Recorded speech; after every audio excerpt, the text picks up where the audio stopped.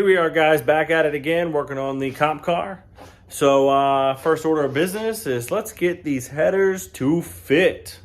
I actually already did a little bit of cutting and it is bolted on. Let's take a look. That is a completely, or should say complete, it's got 3 bolts in it. Bolted on header.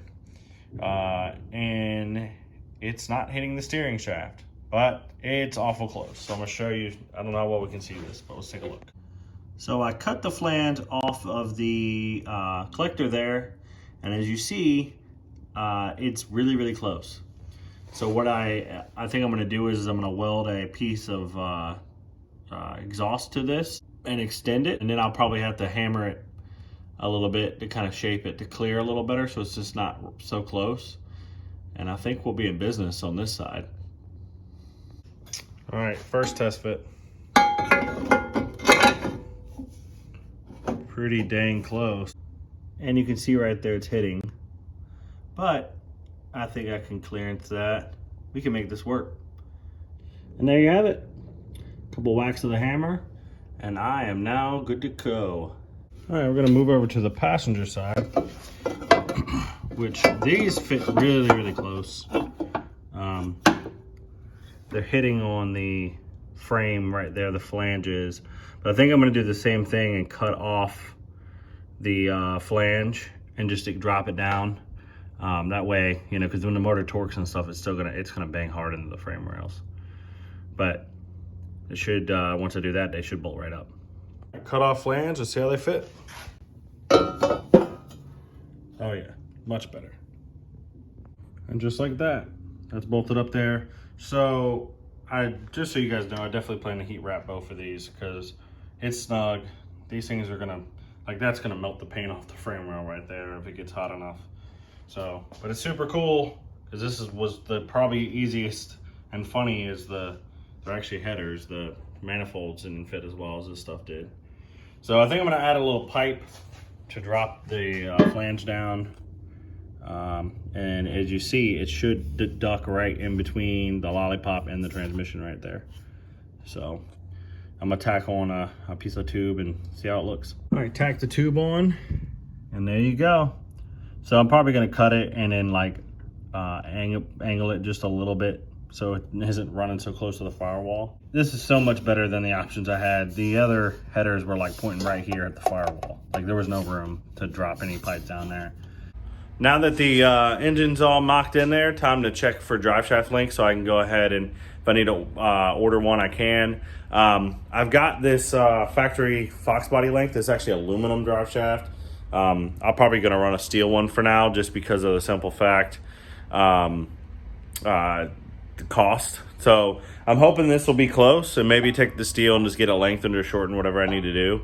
But this is my buddy's he had laying around. So I'm gonna see how this fits and then be able to take measurements off of that because I gotta measure off of this yoke right here, or this U-joint right here from the yoke to get it the right length. So let's pop it in there. So yep, it is, the Fox body is too short. So this is about where the flange roughly is. And then if you see how far it's hanging out of the yoke over here. So it usually sits roughly about an inch or so out. So yeah, so to probably sit, I might have to drop on my head about like right there roughly, maybe a little further. I mean, that's too far in, but yeah. And then you see how much room we got over there. So yeah, another thing I was concerned about too, which I'm gonna slide this back, is the clearance and down here.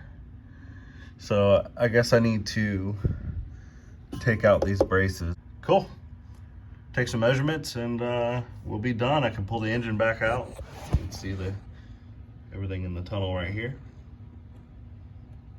I still got to make a transmission cross member, as you can tell. So pull the engine back out. Time to start prepping the bay for stitch welding and just like cleaning up some extra, pulling out like unnecessary metal, like this little box here and the box here. So yeah,